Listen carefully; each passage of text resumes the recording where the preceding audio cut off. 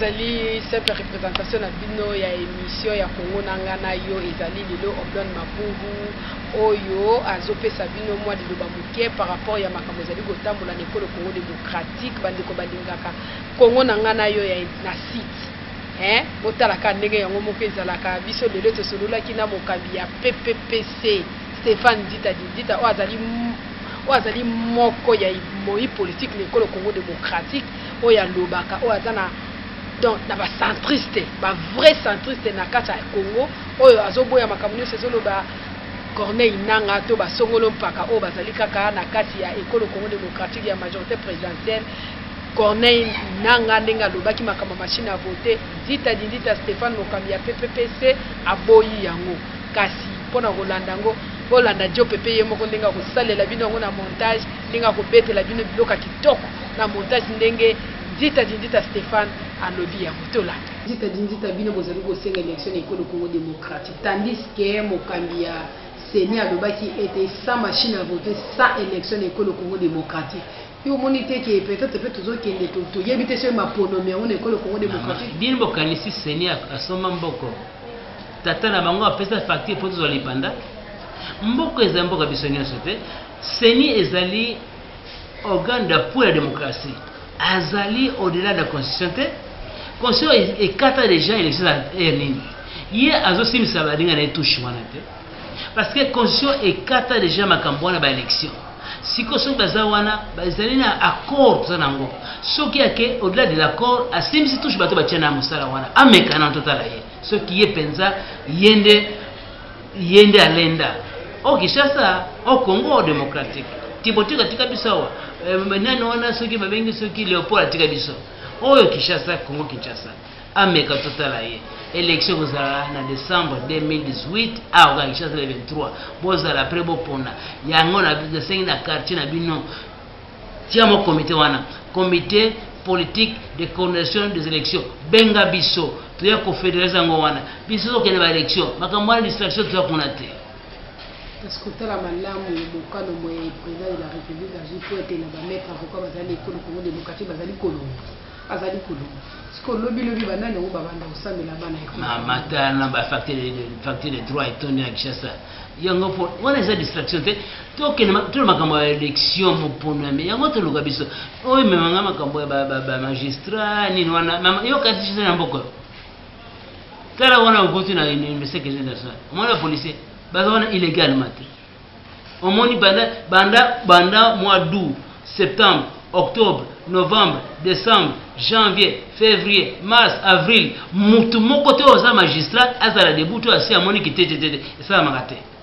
tika kambona one distraction to kuna te biso loka ba élection to kende ba élection to bengi ba peuple ba ke sikoyo to sala ba comité politique de coordination des élections yona quartier na yo wana ozali okokoza la même membre oza 10 wana boza na comité wana obengi biso to betutindi directeur fédéral ayeko reconnaître bino bo continuer plutôt que ba élection wana te makambo eza distraction mama oyebi ke na mboka biso za bino community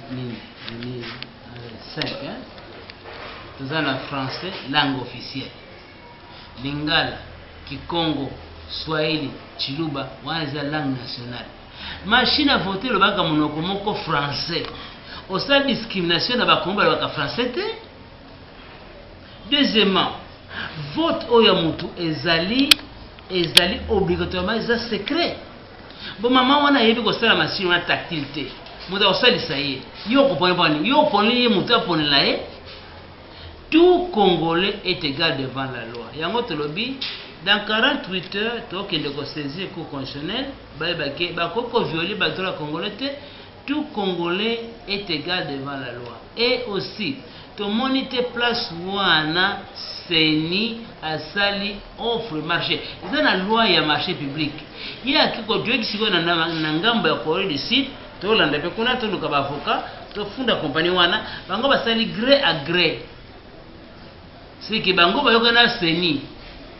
Mais marché public n'est pas celle qui offre la machine. C'est ça marché public. On a yo ke boyo kari entre bino machine wana tete ça monte. On est veut loi en boka na biso. Mais président kotala madame ambassadeur ya Corée Corée du Sud alobela pe makambo machine à voter aloba ke peuple congolais bino moko esengeli bozala mayele oyeba ndenge ni bino moko boko avant ye aloba wana biso telema ki Corée du Sud aza mayele alongoli mboka na makambo wana atiki compagnie mais si vous la compagnie tokofunda compagnie wana pour violer les lois de notre pays sur la passion de marché biso na majorité morale parti du peuple de progrès du Congo a kofunda compagnie wana na tribunal parce que e violé loi na biso awa ala kisabiso ndenge machine wana na mbingira pays tropical te awa mboka Congo ezate pays tropical climat biso eza mwa mobulu bamekina note ne ya komeka awa biso komi na tolbima na guerre ya ko provoquer wana tozo ko funda bango pe donc toke na cour constitutionnelle ko funda seni pour discrimination ya ba Congo batanga te et puis discrimination ba congolais oyo balobaka français te machine ezaka na français sinon na français eza na lingala te eza na swahili te eza na kiloba te na Congo te eza normal te. Tout Congolais est égal devant la loi. Machine à voter est na deux Congolais. Congolais baka français na ye, na baka français te. Congolais bako kopona ye moko na bako ponela na na kopona. Et ça la makate. Wana comme injustice. Et puis seni soka ningi mindondo te atika makambo wana ya machine à voter. Soki bango bakukite, ba Congolais bazali ebele. Ngambo wana proposer déjà calendrier que au 3 décembre na participer ba débat il faut que président au candidat président de la République azala débat na 3 débat na ba pe ba yo kana no yako kamba mboka ndengeni pas que tukeko tusutuki tuna président mais yambalo yo to sala nini to sala ba débat ba candidat nyoso bazala mibale bazala 20 bazala 200 débat devant télévision nationale ba pe ba yo kabango nano ye wana aliyame mboka wapi akosala nini pona mboka komi nzoka zoba mutu auti asiriki na Rwanda aye kozoba ba rebellion ye na Kinshasa na Congo Kinshasa asiriki na Uganda aye na Congo Kinshasa asiriki na Burundi aye na Kinshasa isala mongo te mboka oyo ezali mboka biso donc tokomi mboka moko nzoka zoba ekosala mongo te okosala ni po otia contrôle ya ba frontière biso na kati ya mboka bana bakobana tracasserie mataka kana mutu kawa bakotesa ba policier boy na boy kaka ba import mais banzela bonga bakaka te bon ndeko sala ni Stéphane Nzita pona kusukisa mwa mukeme kasitozali kotako tukomona mikolo oyo ba parti politique ebele bazali kosanga ba oyo bakekuna bakuna bakekuna ebile parti politique na bino wana ezali mobulu te soko zali parti politique avant bosangana boke na congrès bolobe ke biso osangana ni te oyoki congrès nini basali kaka mutu moko boya vana ndako na ye alobi ngana lenda alobi ngana ke kosangana wana eza bote afingi ba membre na ye te soko za parti politique ke na bosangana boza na congrès décidé biso tolobaki ke ba politique oyo baza balokaka bakota babeta moi j'ai beaucoup ma paix faut j'ai bango nyos basangani baza ba hypocrite peuple ayeba que ceux qui ayoki bato basangani sans démocratie donc baza ba dictateur oyoki wapi congrès balobeke biso to vandi congrès to sangana te oyoki wapi omoni yango quelque part donc balobake makambo tozoko boya bakonenga kana parti na bango bakonte donc soki na parti na ye bazui congrès mais ye a décidé que basangani donc akosala nini ya kokamba mboka na biso baza disqualifié biso tosangana peuple déjà peuple alobaki tolanda policier te yango omoni ke bapolisier bayolanda sikoyo bapeuple biso yana bapeuple tosala bacomité politique de conditions des élections quartier par quartier groupement par groupement tokiti na commune biso nde toza force nyonso ya na mboka ya peuple toza déjà tosangana toza na alliance des peuples mais baoyoki basali bacomplot contre le peuple eza contre nature toutes les unions combien de faits sont contre nature ezali violer droit soki congolais alandi bango wana abolole parce que yo oza na parti politique ezalaka eza organisation okodeside moko te mais déjà yo odeside sans congrès odeside oza bosangani outi wapi oza dictateur toboyi dictateur na mboka oyo tolingi démocratie donc eza contre nature bakende kosangana eza kosangana moko ya kindoki nyonso eza ba distraction toyebi ke sikoyo ke tokomi na vérité toyeba nini oyo ezali vrai IDPS. Ça ne va que de soi. Yango biso to César est déjà Cour constitutionnelle le 1er décembre. Que le gouvernement Tshibala ezalaki illégitime et viole la constitution. Siko 8 mois etikali oyo eza décision bango bato ya IDPS biso toza kuna te. Biso tozoloba boye tosali tobengi bakongole nyonso na bakartier na baveni na bango na bamboka na bango bakota na comité politique de coordination des élections. Elakisi nini soki osangisi 10 personnes na quartier na bino obandi koloba makambo ba élection kobenda wana élection makambo ya distraction nani premier ministre nani oyo etali biso te. Biso tozela nde peuple congolais azwa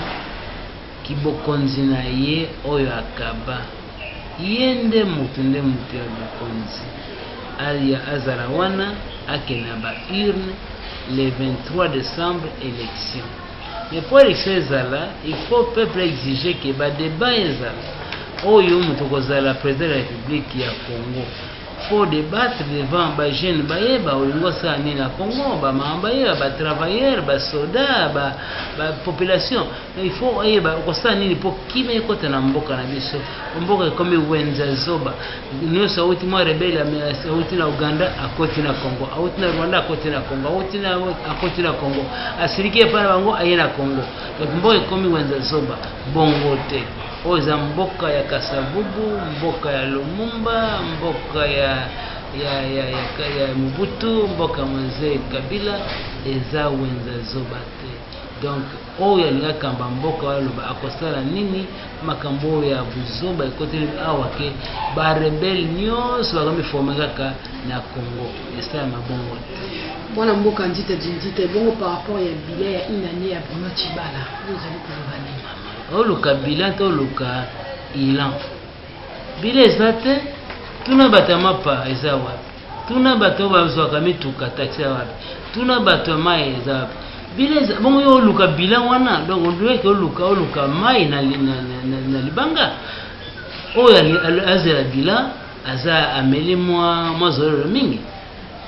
bila nini okozela na gouvernement oyo ya mitraille obasalaki ozalaki rassemblement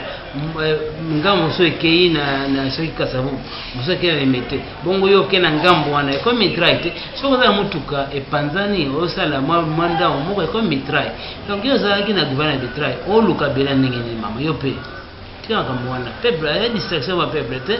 tia makambo atokela na élection peuple ayebake tozobenga bango tosala ba comité politique de conseil d'élection na ba quartier na bino wana pote bisto bakete bongo te o ba comprendre bino wana o lelo lobi ngana zali opposant na lenda lobi akomi wana baloki face B akominika kandengi moka te siko biso to kendeke makambo eza susu te. Peuple asenga nini asenga bato ya bwanya bazali na Congo mwa bato mike moins de 1000 bazo kamba biso omoni ya mo bakena Europe